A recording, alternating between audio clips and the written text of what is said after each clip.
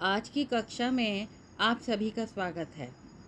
आज हम भ्रमर गीत सार संपादक डॉक्टर धीरेन्द्र वर्मा के द्वारा संपादित प्रमुख पदों का अध्ययन करेंगे। सूरदासकृत भ्रमर गीत सूर सागर का ही एक अंश है, जिसमें उद्धव गोपी संवाद के माध्यम से निर्गुण का खंडन और सगुण का मंडन किया गया है। सगुण भक्त कवि ईश्वर प्राप्ति का साधन प्रेम और भक्ति स्वीकार करते हैं, जबकि निर्गुण भक्त कवि ज्ञान और योग पर बल देते हैं। सूरदास ने ज्ञान और योग का खंडन करते हुए प्रेम भक्ति का समर्थन करके अपने उद्देश्य की पूर्ति इस ग्रंथ के माध्यम से की है। गोपियों के विरह की मार्मिक अभिव्यक्ति के साथ साथ सूरदास की भावुकता एवं वाक विदग्धता का परिचय भी भ्रमर गीत में मिलता है। यहाँ पर गोपियाँ भ्रमर को व्याज बना करके कृष्ण और उद्धव पर व्यंग करती हैं और भ्रमर के व्याज से उन्हें अपनी बातें सुनाती हैं। यहाँ पर गोपियों की व्यंग्यात्मकता बहुत सुंदरता से देखी जा सकती है।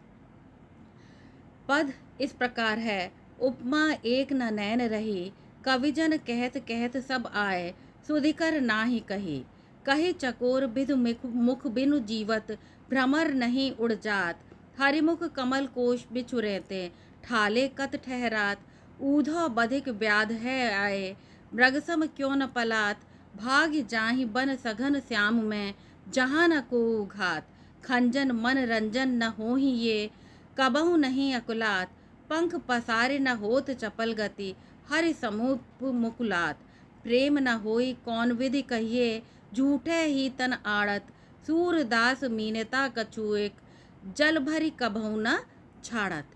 यानी प्रसंग के रूप में हम समझ सकते हैं कि इस पद में गोपियों ने प्रकारांतर से अपनी आँखों की भर्त्सना की है, क्योंकि कृष्ण वियोग में व्यथित रहने के कारण उनके नेत्रों ने अपना संपूर्ण सौंदर्य और विशिष्टता खो दी है।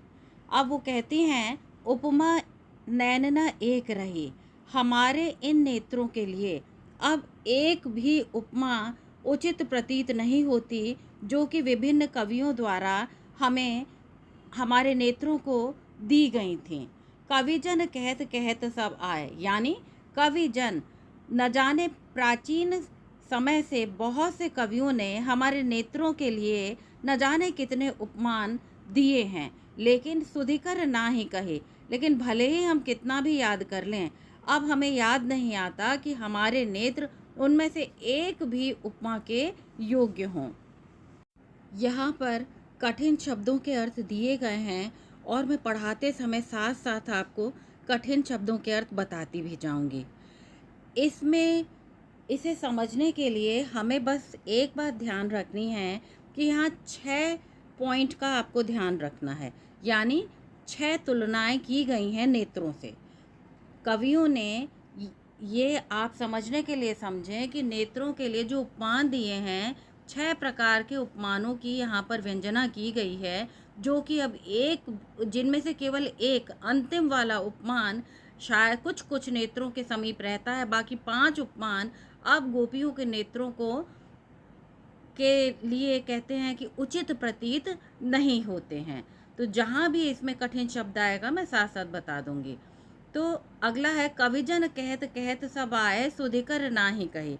कवि लोगों ने बहुत कुछ हमारे नेत्रों के लिए कहा है, लेकिन किसी भी कवि ने सोच विचार कर कोई भी ऐसी उपमा नहीं दी है जो हमारे नेत्रों पर संगत बैठती हो। कवियों ने नेत्र को कही चकोर बिधु मुख बिनु जीवत, बिधु माने चंद्रमा, चकोर माने पक्षी, भ्रमर नहीं उड़ जात। यहाँ पर एक उपमान दिया गया है, तुलना की गई है, हमारे नेत्रों की तुलना की गई है किससे? चकोर पक्षी से। यानी कही चकोर बिधु मुख बिनु जीवत, कि चकोर पक्षी कहा जाता है कि चंद्रमा का मुख देखे बिना जीवित नहीं रहता है। और भ्रमर नहीं उड़ जात, तो हम पहले चंद्रमा की बात करेंगे। तो इसी प्रकार चकोर का गुणधर्म हमारे नेत्रों के गुणधर्म के समान बताया गया है, किंतु हमारे नेत्रों में तो चकोर का गुणधर्म दिखाई ही नहीं देता, क्योंकि ये कृष्ण मुख को निहारे बिना अभी तक जीवित हैं, जबकि चंद्रमा को न देख पाने के कारण चकोर पक्षी अत्यधिक व्यथित होता है, बहुत ज़्यादा दुखी होता है। दूसरा है भ्रमर नहीं उड़ जाते। इनके लिए एक उपमा भ्रमर की दी गई है। ये भी उचित प्रतीत नहीं होती, क्योंकि भ्रमर तो अनायास ही वहाँ पहुँच जाता है जहाँ की कमल पुष्प होता है, और कमल कोश में अपने आप को बंदी बना करके अपने को धन्य मानता है। लेकिन हमारे जो ये नेत्र हैं, ये कृष्ण के मुख रूपी कमल कोश से बिछुड़ गए हैं, फिर भी उनके पास उड़कर नहीं जाते, बल्कि उनके आगमन की प्रतीक्षा करते रहते हैं। ठाले कत ठहरात, हरे मुख कमल कोश बिछु रहते ठाले कत ठहरात, यानी हरि मुख माने श्री कृष्ण के कमल रूपी मुख से बिछुड़ने के को देखे बिना बिछुड़ने के कारण ठाले माने निठल्ले होकर कत ठहरात, ये यहाँ पर क्यों रुके हुए हैं, यानी व्यंजना कर रही हैं, व्यंग कर रही हैं कि अगर ये कमल नेत्रों के कमल जैसे नेत्रों को चाहते होते तो ये अभी तक यहाँ उनकी प्रतीक्षा न कर रहे होते, बल्कि उड़कर किसी भी प्रकार कृष्ण के दर्शन करने के लिए उनके पास चले गए होते। ऊधव बधिक व्याध वै आए, मृगसम क्यों न पलात।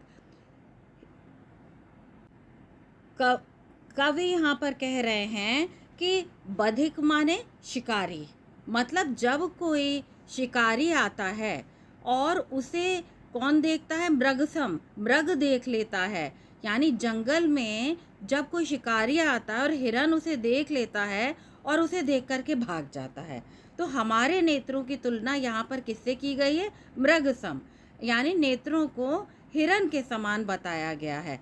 और जब हिरन उन्हें देख करके भाग जाता है, लेकिन यहाँ पर हमारे नेत्र तो कृष्ण को अपने बीच में न पाकर भी भागते नहीं हैं। और मृगसम क्यों न पलात, अगर इनकी तुलना हिरणों से दी गई है तो इन्हें भी कृष्ण के समीप भाग जाना चाहिए, क्योंकि यहाँ पर व्याध के रूप में समय बीच में आ गया है, शिकारी के रूप में एक लंबा समय है जो कि कृष्ण को देखे बिना उनका कट रहा है। इसी प्रकार भाग जाहि बन सगन श्याम में, जहाँ न को घात, खंजन मन रंजन न होहि ये, कबहु नहीं अकलात। हमारे नेत्रों को भाग जाहि, सघन वन में भाग जाना चाहिए जहाँ के श्री कृष्ण हो, जहाँ न को घात, जहाँ पर कामदेव रूपी कोई शिकारी न हो, यानी कृष्ण के वियोग में कामदेव हमारे ऊपर आघात करता है, लेकिन हमारे नेत्र यहीं स्थिर रहते हैं। खंजन मन रंजन न हो ही ये, कबहु नहीं अकुलात। खंजन पक्षी मन रंजन, मन को रंजित करने वाला, आनंदित करने वाला खंजन पक्षी जैसे भी हमारे ये नेत्र नहीं हैं, कबहु नहीं अकुलात, क्योंकि खंजन पक्षी भी व्याकुल होता है तो उड़ जाता है, यानी खंजन पक्षी भी चंद्रमा को देख करके न देख पाने के कारण व्याकुल हो जाता है। लेकिन ये तो कृष्ण के मुख रूपी चंद्रमा को न देखने पर भी ऐसा लगता है कि व्याकुल ही नहीं होते, और यदि ये सच में व्याकुल होते तो ये खंजन पक्षी की तरह ही कभी भी व्याकुल होकर पंख फैलाकर चंचल गति से, पंख पसारे न होत चंचल गति से हरि समीप मुकुलात, और कृष्ण के समीप जाकर क्यों नहीं पहुंच जाते हैं। यानी कहने का तात्पर्य है कि खंजन पक्षी भी जो व्याकुल होता है तो अपने पंखों को फैलाकर चंचल गति से उड़ जाता है, और हमारा जो ये नेत्र हैं, हमारे नेत्र हैं, कृष्ण के दर्शन न कर पाने के कारण फिर भी यहीं पर खड़े बैठ करके उनकी प्रतीक्षा कर रहे हैं, खंजन पक्षी की तरह अपने पंख फैलाकर क्यों नहीं कृष्ण के पास चले जाते हैं और वहाँ उनके दर्शन का लाभ लेते हैं। प्रेम न होई कौन विधि, यानी ये उपमा भी हमारे नेत्रों के लिए जो खंजन पक्षी की दी गई है वो भी व्यर्थ होती है। सारी उपमाएं व्यर्थ होती जा रही हैं। प्रेम न होई कौन विधि कहिए, झूठे ही तनाड़त, सूरदास मीनता कछो एक, जल भरी कबहुना छाणत। हाँ, इससे पूर्व मैं एक बात बताना भूल गई कि वहाँ पर व्याध और शिकारी की जो बात हो रही है, यहाँ पर व्याध और शिकारी के रूप में उद्धव जी हैं, यानी उद्धव जी को आता देखकर भी हमारे नेत्र भागते नहीं हैं। अपने इन नेत्रों को देखकर लगता है प्रेम न होई कौन विधि कहिए, भला कौन कहेगा, कौन विधि कहिए, कौन कहेगा कि ये कृष्ण से सच्चा प्रेम करते हैं। झूठा ही तनाड़त, ये तो झूठ मूठ ही यहाँ पर अड़े रहते हैं, यानी कृष्ण की प्रतीक्षा करते हैं। किसी भी प्रकार जो उपमाएं हमारे नेत्रों को दी गई हैं उनके उस प्रकार से आचरण नहीं करते हैं। कृष्ण के मुख को देखने के लिए यहीं रहते हैं, उनके पास नहीं जाते हैं। सूरदास मीनता कचोएक, जल भरी कबहु न छाड़त। सूरदास जी कहते हैं केवल एक ही उपमा कुछ कुछ हमारे नेत्रों के समीप आती है कि जल भरी कबहु न छाड़त, वो है मछली की। जैसे कि मछली को जल से निकाल देते हैं तो वो बहुत तड़पती है, उसी प्रकार, और वो जल को कभी भी नहीं छोड़ती है, उसी प्रकार हमारे जो नेत्र हैं वो भी कृष्ण के वियोग में निरंतर आंसू बहाते रहते हैं, जल से भरे रहते हैं और वो कभी भी जल को छोड़ना नहीं चाहते हैं। यहाँ आगे की 3 स्लाइड्स में ये व्याख्या, ये कहना चाहिए व्याख्या स्पष्ट रूप से दी गई है। थोड़ी कठिन व्याख्या है, आपको समझ में आ गई होगी। 5 पॉइंट हैं, उनको यहाँ पर पूरी तरह से अभिव्यक्त किया गया है। आप इसके स्लाइड्स को स्क्रीनशॉट लेकर भी समझ सकते हैं और मेरे पढ़ाने से भी समझ सकते हैं। इस देखिए 1, 2, 3, ये चौथी स्लाइड है। ये चौथी स्लाइड के पश्चात विशेष आरंभ होता है, यानी प्रस्तुत पद में विभिन्न अलंकारों के द्वारा नेत्रों के विभिन्न उपमानों का सुंदर चित्र व्यक्त किया गया है। मीनता शब्द का प्रयोग ध्वनिपूर्ण है। उद्धव के कृष्ण प्रेम को भुलाने की प्राणघातक बात कहने के कारण उन्हें बधिक कहा गया है उद्धव को, और कृष्ण के प्रति गोपियों की आस्था सुंदर है, वाक चातुर्य है, मुक्तक शैली है, सुंदर बिंब विधान के यहाँ दर्शन होते हैं। अलंकार देखें तो सब में हीनोपमा दिखाई देता है, रूपक दिखाई देता है, और व्यतिरेक अलंकार बात को बढ़ा चढ़ा के कहने के कारण दिखाई देता है। कहीं काव्यलिंग अलंकार दिखाई दे रहा है, ब्रजलोचन में परिकर अलंकार है, भाव साम्य है, अनिहारे दीरक द्रगनी किति न तरुणी समान, वह चितवन और कछु जे बस होत सुजान बिहारी। शायर का कथन है, खता करते हैं टेढ़े तीर, ये कहने की बातें हैं, वो देखें तिरछी नज़रों से, ये सीधे दिल पे आते हैं। सूर और विशेष की कुछ प्रमुख बातें हैं, ये हर पद के अंदर समान रूप से आएंगी। ये इनके आप स्क्रीनशॉट ले सकते हैं। यानी एक इसमें मुख्य बात हमें और बतानी है, कृष्ण ब्रह्म हैं, गोपियाँ जीवात्माओं की प्रतीक हैं, गोपियों की विरह वेदना ब्रह्म के लिए आत्मा की पुकार है, और उद्धव उस ज्ञानाभिमान के प्रतीक हैं।